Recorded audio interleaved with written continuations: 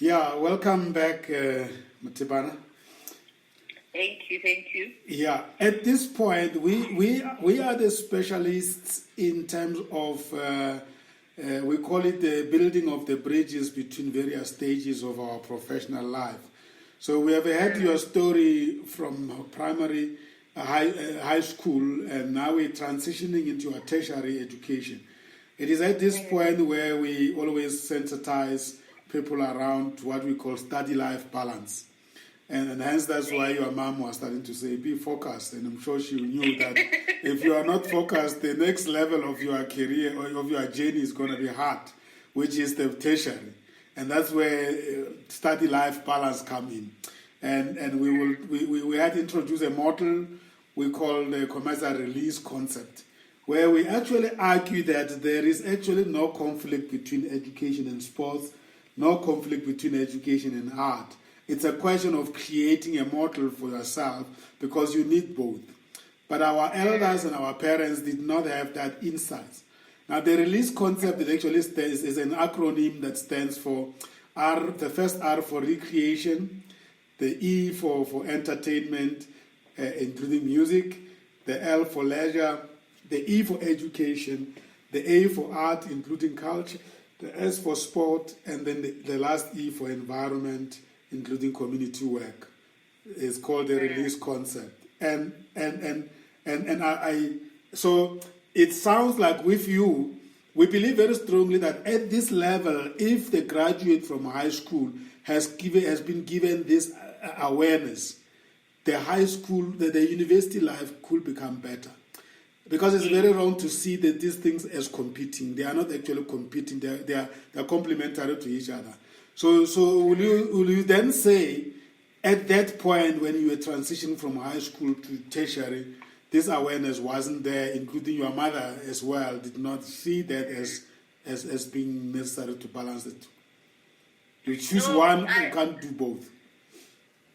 Yeah, no. At that point in time, awareness was not there because remember, when I was doing matric, she was only starting to teach. Only then that she then became aware of how important it is for just a child to go on a school trip, for a child to be involved in this and that and that. But it's still the awareness of how this true link, it was not there.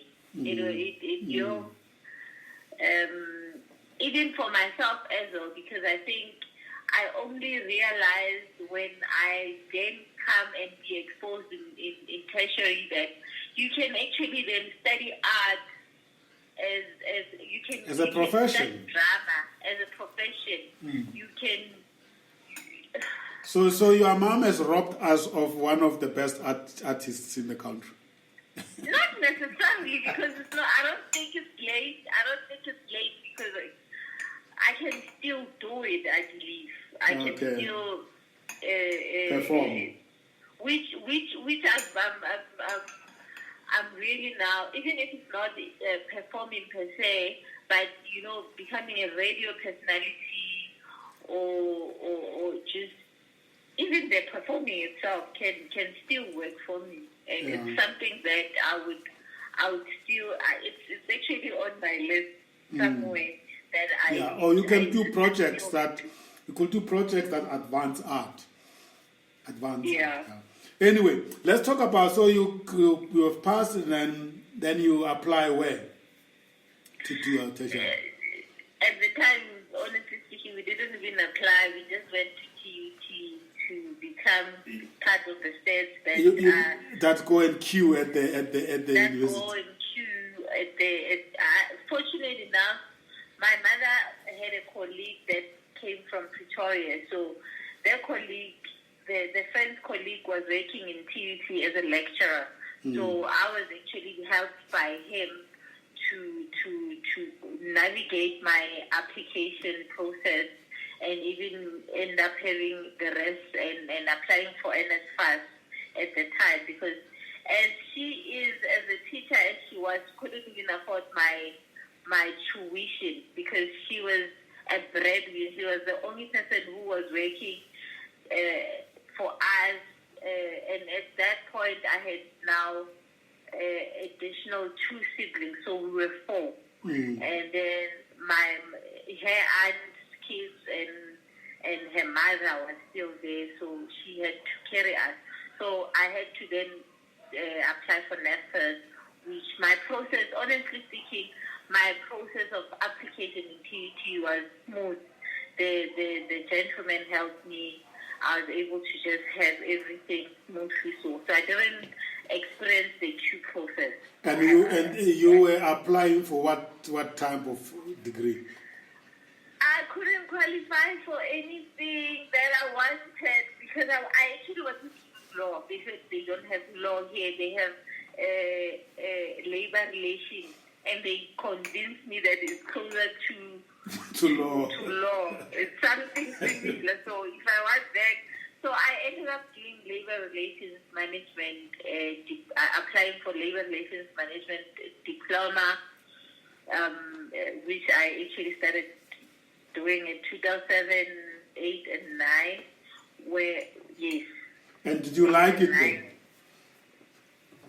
I started liking it because it felt like it's law. We have cases there. We talk, we debate on those cases, we solve the cases. What made you think that you could be a lawyer? I'm very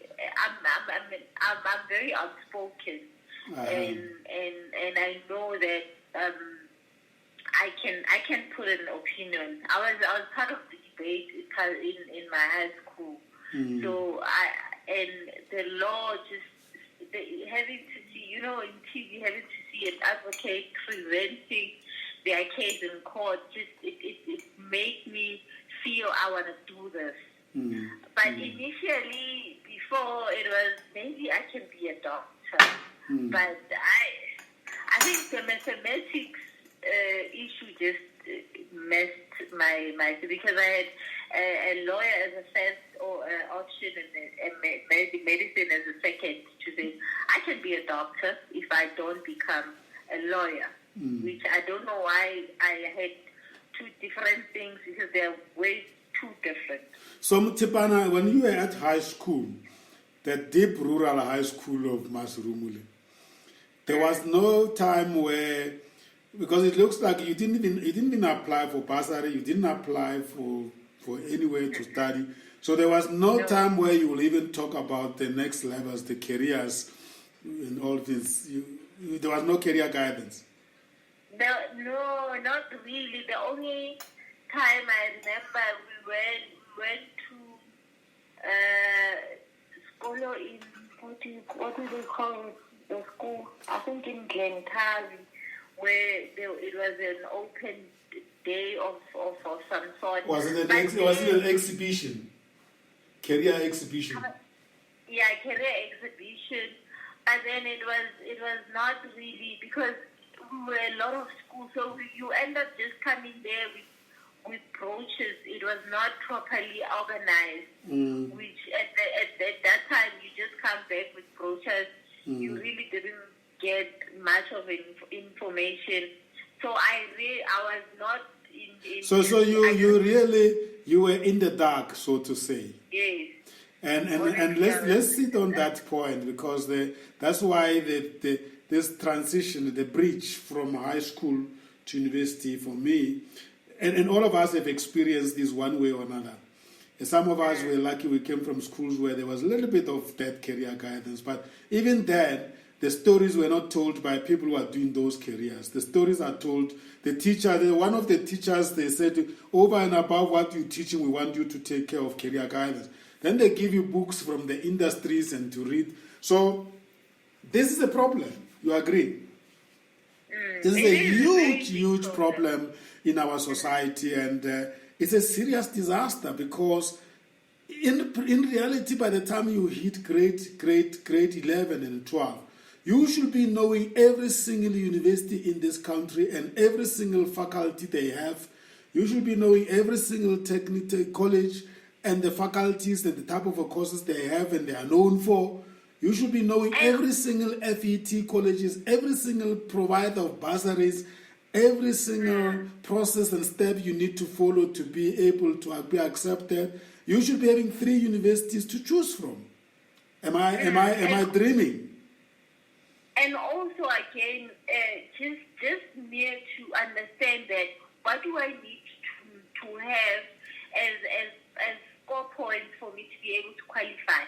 Yes. But I think I've actually left out one point where my reason behind me having that interest on a doctor is there was a one family not far from my home, Bagamushabe had 2 gentlemen there, Kaviso and the brother.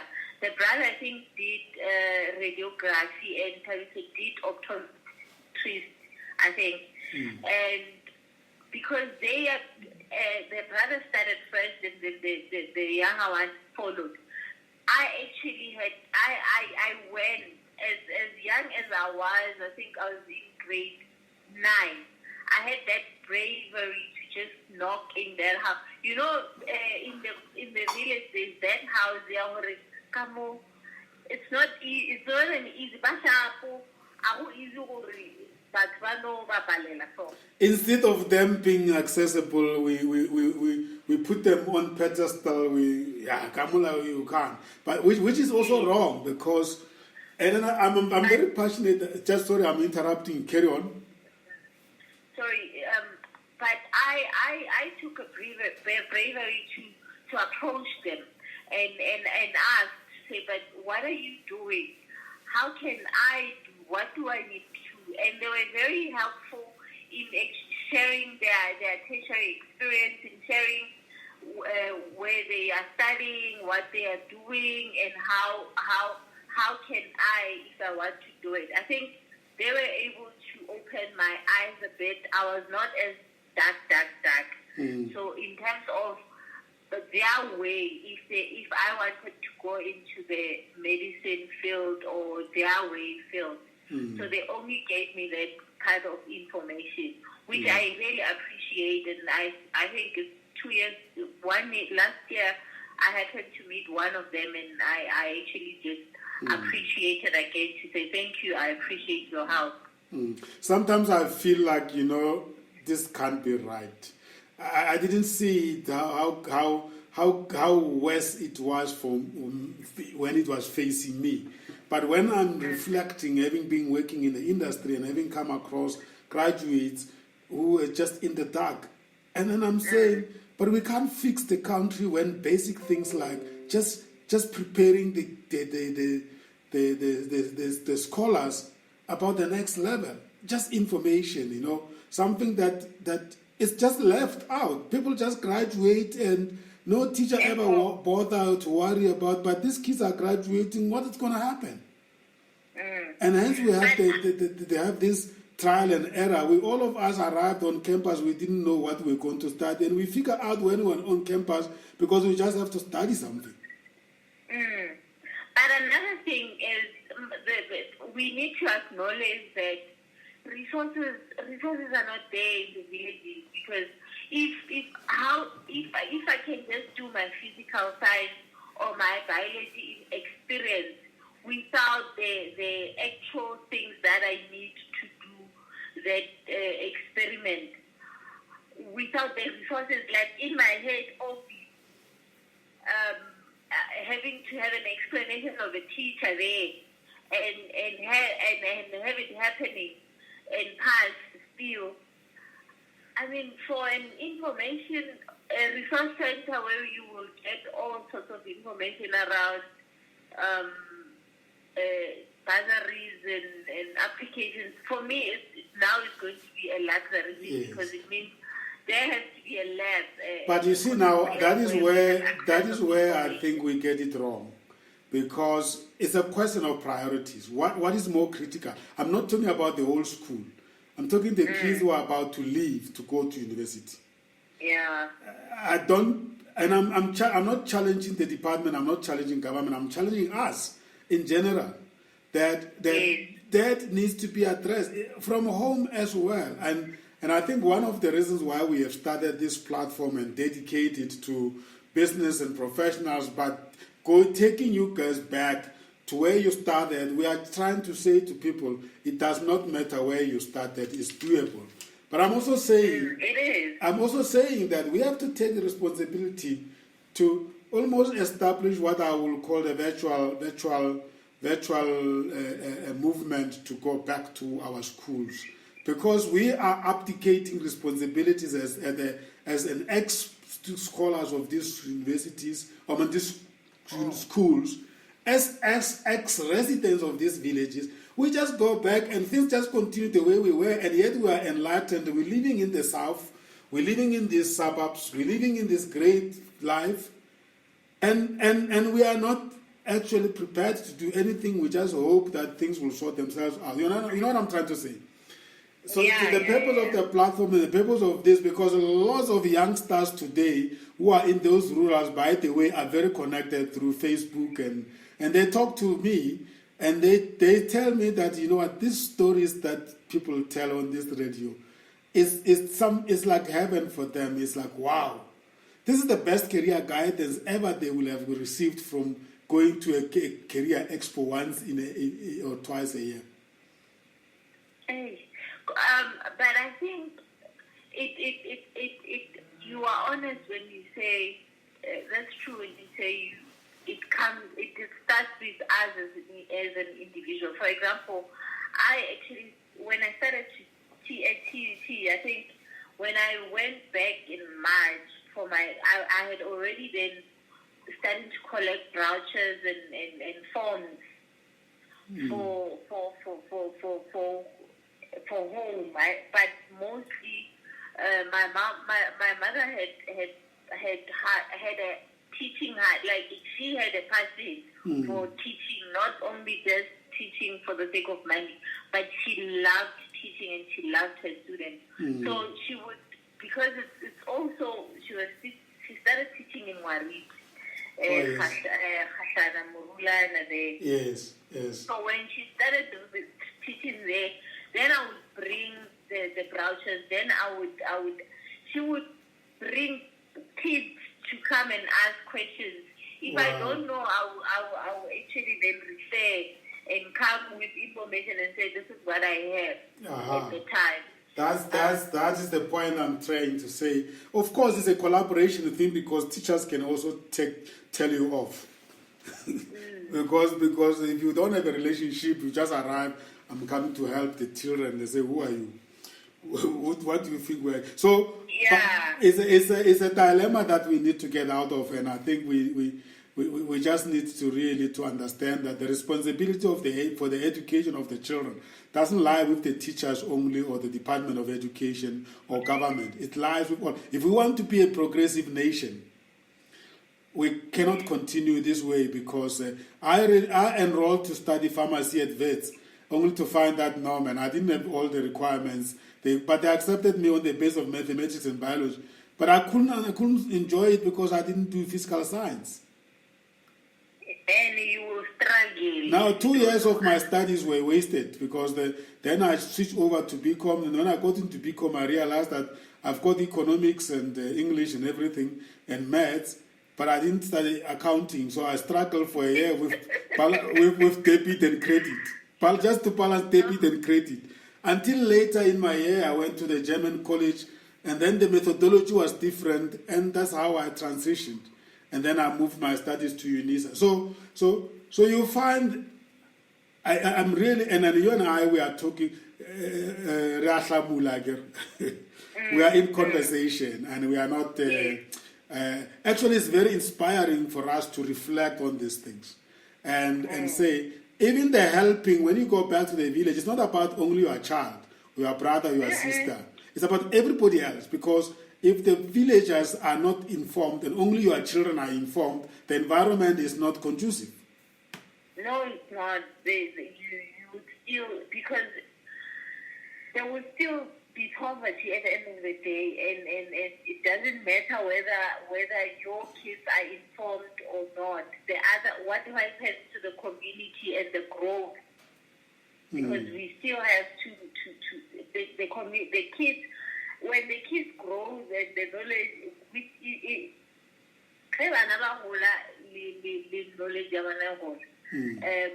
the community grows as a Yes, whole. yes, and the society benefit. Yes. Yeah. Anyway, you and I, we have digressed. That's what happens when you go the Lekgotla route. You know, have you ever sat around the fire and you just sit around the fire? By the end of the evening, around the fire, you reflect. You found that you spoke about 20 different things, and you haven't resolved any one of them. No. But the story is everybody pick up little things. So let's go back to, then you are at tertiary and you are studying towards, so you did well in your diploma. Yes, I did my diploma, but I failed one module, so I was behind with a semester. I was supposed to finish in 2009, so I had one semester in 2010 so I didn't graduate in May 2010. I graduated in September instead. So I think that my mother was actually not happy with that, because she called me to order so many times. She started with drama, and then I stopped going to drama, but I joined politics. I was a deputy chairperson of the Young Communist League in the TUT branch at the time. Yes. When our higher education deputy minister was still a provincial secretary at the time. Yes. I was at the branch as the deputy chairperson of the branch. Now I understand why you wanted to be a lawyer.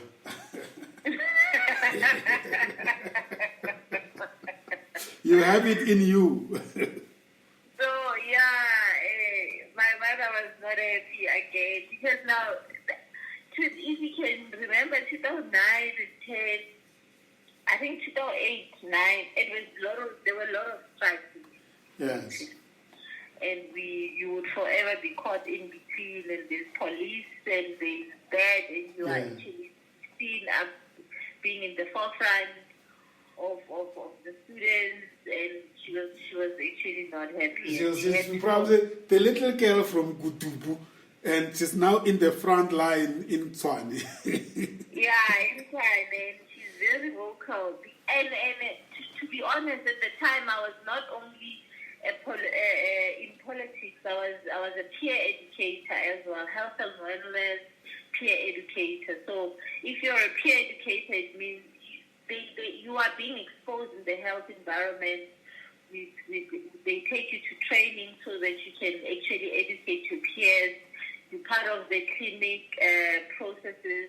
We have the clinic in the campus, so you would actually be part of the processes, and you are being shown. You are actually given work to do on a daily basis, and we rotate as peer educators. We have campaigns and as well. So I was actually in hands-on. I was not my tertiary life. I think it was the best. I was in the forefront of politics, and I became a peer educator, which was also there because I'm there educating my peers on health issues, HIV and AIDS. The scrutinized campaign, the time it just started, we were the first people to experience the scrutinized campaign as peer educators. So you are a leader all out, yeah? I must say that, and I think my biggest highlight was at the time when I was doing my second year, I went to Nehau Grant. I did my research to say, okay, labor relations, yes, it's small. It's not really law, but it has a little bit of labor law. There's a lot of legal issues that you have to understand. Legal issues that what is it that actually, if I can say, where can I work, if I can say maybe to acquire more experience, because I needed experience. I understood that for me to actually be appointed in a company, or they need an experience. So I don't have experience. I wanted to start working while I'm studying. So I just went. I'm one person. I don't know. Maybe I'm brave.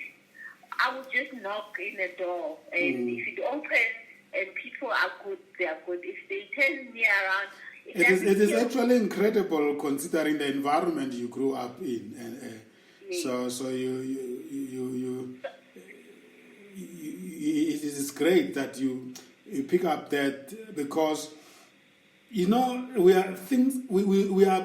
at things very wrongly sometimes. My university life, I wasn't very well prepared for it, and the mistake one does when you get to the university is a microcosm of the society. You are not supposed to come at the university and pretend that it doesn't exist in the context of the society. Everything that exists in the society, politics, issues of the society, will play themselves on campus. And that's why it's a university. That's why, and now sometimes, we are told that, no, don't get involved, you guys who are radical, it doesn't mean when the government come or the police come and restore all that they are saying you are wrong. They just want you to do in a way that is not destructive. But in reality, there must be sports on the campus. There must be religion being practiced on campus. There must be all sorts of clubs, politics, everything, you name it, because that's what makes you to become a responsible, knowledgeable citizen. Yes, and I think I wouldn't lie. My tertiary had religion, it had politics, it had everything. That it had sports. It's just that I was never good in sports, so I didn't involve myself in that. So I actually then went to the Nehao office and okay, before I can go to Nehao office, I actually approached higher education and training, because my roommate at the time, the aunt was making higher education, and I used to go there. So I went, approached the aunt and asked, do you have labor relations unit here? And she said yes, and she made me meet Ntate Kwakwa at the time. I think he was still assistant director. And I had approached, I told Ntate Kwakwa, can I please volunteer? Yes. Offer my services and I acquire experience. But Ntate Kwakwa just explained to say, but labor relations, confidentiality, so he didn't actually agree on my voluntary processes. I didn't understand at that point when he was explaining, because I think it's more of government processes to say he can't just take me in and say I'm volunteering. Which, okay, I went to Nehao. I didn't give up. I went to Nehao office. Nehao office took me in and I volunteered there. Yeah. So in I mean, there's no any other better place than a union office. Yes. It was where and now when people are asking me and others are questioning how my background of work and how do I even get to where I'm at that point now, because they consider it, I don't consider it as a young age, but they consider it as a young age to say you can't be a deputy director at this age. They don't really understand where one comes from, because that office built me to become what I am now.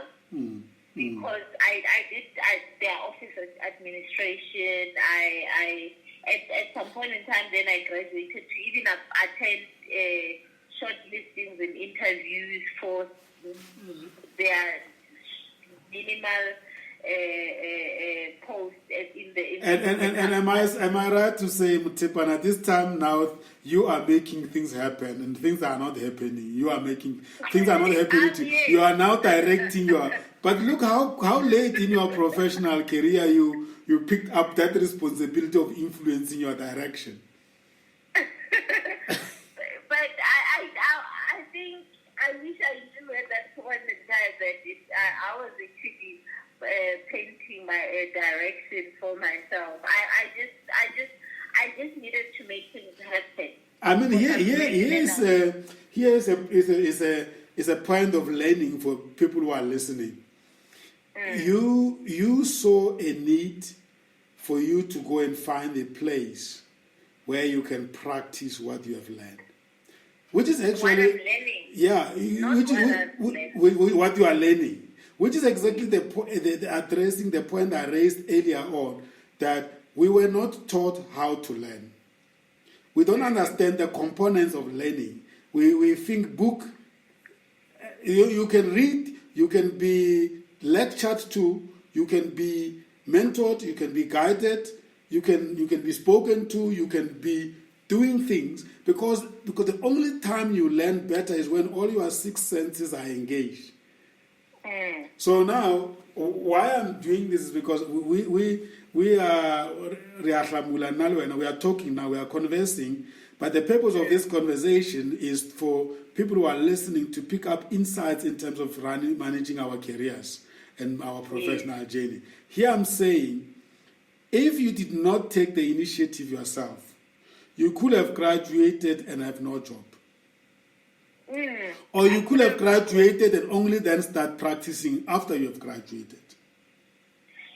I think the biggest aspect of this is, and I'm connecting it with what I'm doing right now, is there are, especially in an office environment, there are specific skills that you can only learn when you are in the office and you are actually then familiarizing yourself with the processes of, for example, just a simple admin job.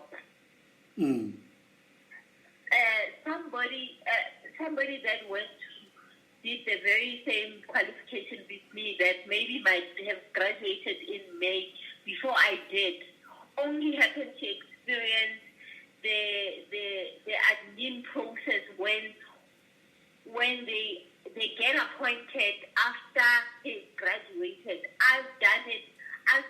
The experience I got it 2 years prior when I was still busy learning in the same class with them.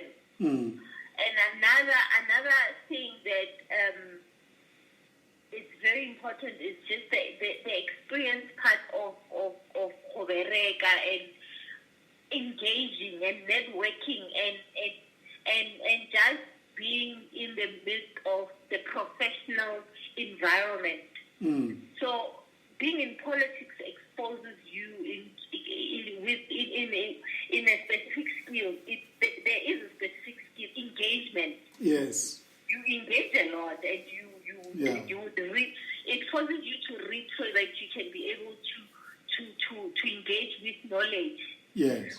On its own, there is a specific skill that puts you on an upper hand when we are going in a field to say, now let's compete for that position between me and a person that just came from graduating and did nothing activities around.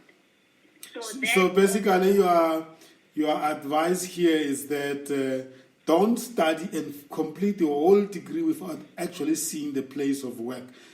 Do something, even if it means volunteering and not being paid, but just to get that experience to augment the theory that you are acquiring. Yes, and to actually just it actually opens the mind, because I feel now I'm just on my extra time offering myself to help these unemployed graduates, especially those that are new. For example, to just mainly look at the CV, and we work on the CV, we develop the CV, we find advising platforms where you can register and look. There is a specific mentality I'm getting around the unemployed graduate on some. I didn't study. I did business administration. Already I want to be appointed as an admin. They overlook, for example, the person cannot be a secretary. But they want already automatically their picture of their work or their what they want to be is not here. We start here. We all in most cases have to start somewhere. You should even start as an intern maybe, or be a clerk. I've had people on this platform that with technical graduate with college qualification started working as a petrol attendant, and some started working as just filing clerks, and just to put a foot in the sector, so that while they are working there filling petrol, and then they discover that, but you have got the certificate, why don't you come and work in the office and be a cashier? From cashier, then she got picked up to become, listen to that. From a cashier or the petrol, these little shops at the petrol station. She became a PA to a CEO of a company. Because people saw her in action and they said, no, this is quality. So basically what you and I are saying, and I think let's emphasize that, because I want to always have a little things that we pick up on the way as we are conversing, because that's the whole idea. You and I, we are saying, let's start a virtual movement. When I say virtual, it means I'm not going to organize people and say we'll start a movement. But let's start a virtual movement, an ideology which says, please, as you are studying, volunteer throughout your studies to acquire practice. And as you are volunteering, you will be picked up. Don't ask to be paid. Sometimes we are rushed to ask to be paid. When you are volunteering, you are adding value. The company will most likely feel sorry for receiving value for nothing. They start paying for your transport. They'll give you an allowance. Or they'll say, listen, when you finish, come back. And I think, it's volunteer. You might be noticed. Even if you are not being noticed. I didn't be noticed in the house. I worked with them, but I didn't end up in the house actually. But I was actually there, managed to network myself into.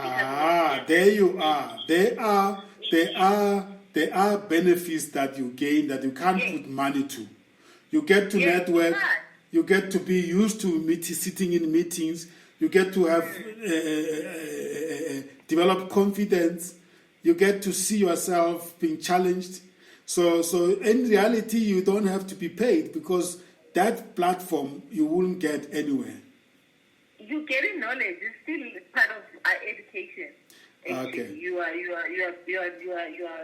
Now let's hold it there, my sister. So I get the feel that you left the college, the university with your diploma in labor relations and then went to work, right? Or did you study further?